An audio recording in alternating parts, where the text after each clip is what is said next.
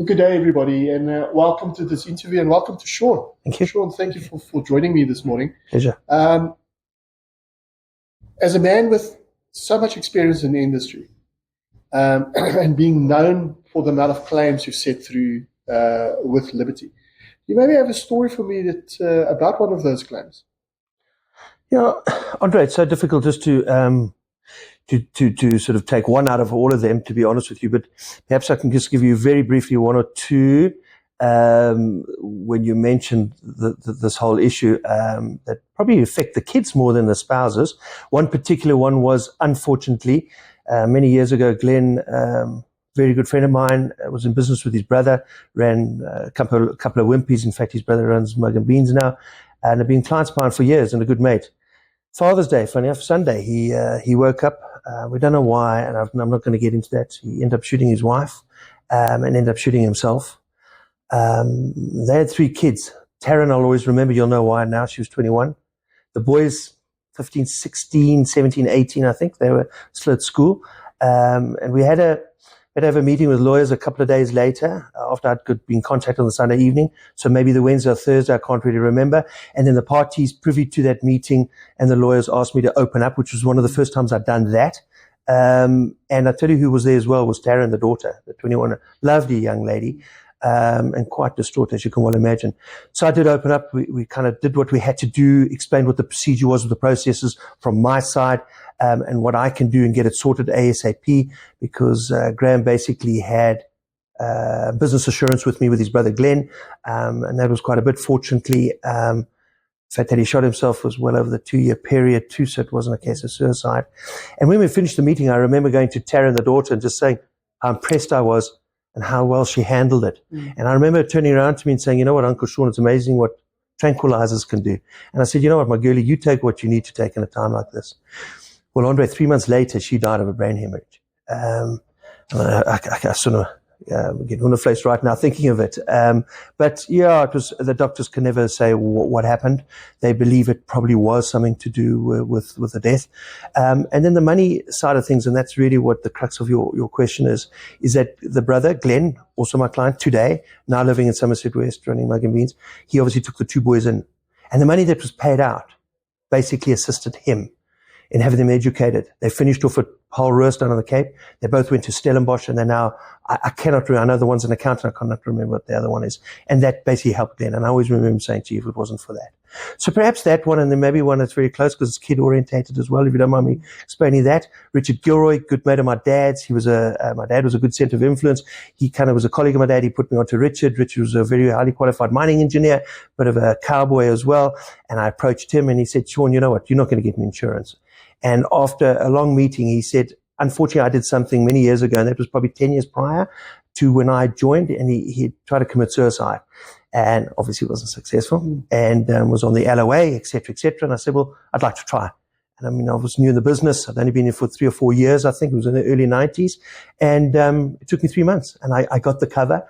But boy, did he have to pay, because he was loaded. And he thought I was an absolute hero. And I said, you know what, I made a lot of money out of you. And he said, you deserve every cent. He subsequently was a client of mine for about 20 years.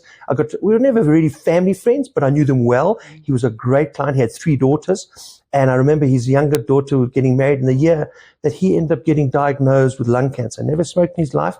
And it was about 20 years after I'd met him. And it was bad. The doctors had turned around and said he had sort of 6 months to a year to live.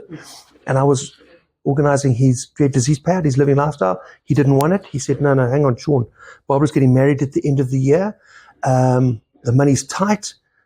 Let Louise, his wife, sort that out. And I said, no. Even though the doctors have said you've got 6 months to a year to live, chap.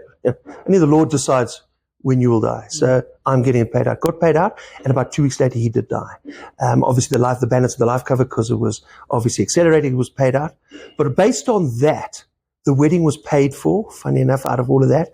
A house was bought for the kids, the mother bought, and the wife, paid off her debt, and they paid for the honeymoon.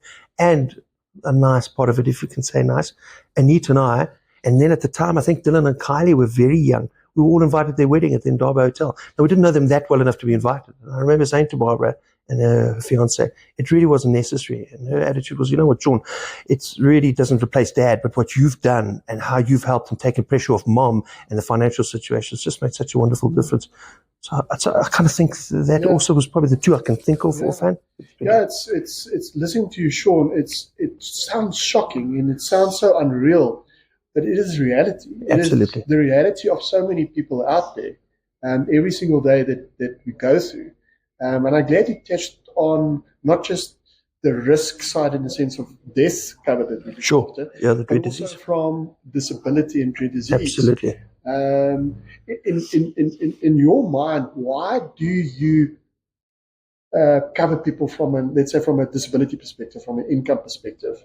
Okay, I'm going to be more, if you don't mind, I'll sort of turn that around a little bit and sort of talk about more the dread disease side, if you don't mind, because out of all my death claims that I've had, unfortunately or fortunately, depending on where you look at it, I've had almost as many dread disease claims, but I've only had one disability claim.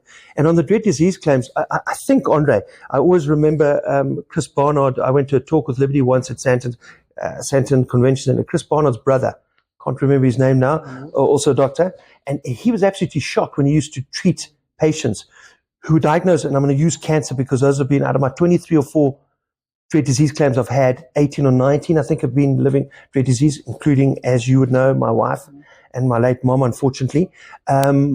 His attitude was, there are more people getting a dread disease and surviving, not dying.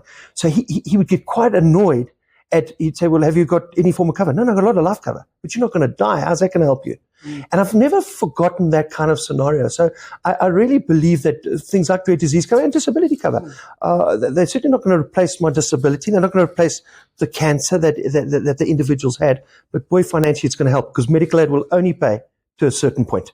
And obviously, if you're out of work for a while, which I've had a few of my claims that guys have been out of work for 6 months to a year. I've never really had claims where they've been permanently out of work, fortunate enough. But a lot of them have then passed away later on because they've got the cancer and 18 months later, except for Anita, as you know. So that's good news as well. Very good news. And actually be with us for many more years. Thank you, Andre. Thank you for this. Pleasure. I know we're still going to have a lot of chats Absolutely. after this, but just taking the time and sitting in with us and telling a little bit about your life as a financial advisor and what we actually do. Absolute pleasure. Thank you, Andre. Thank you, Sean. Thanks, chap. Thank you.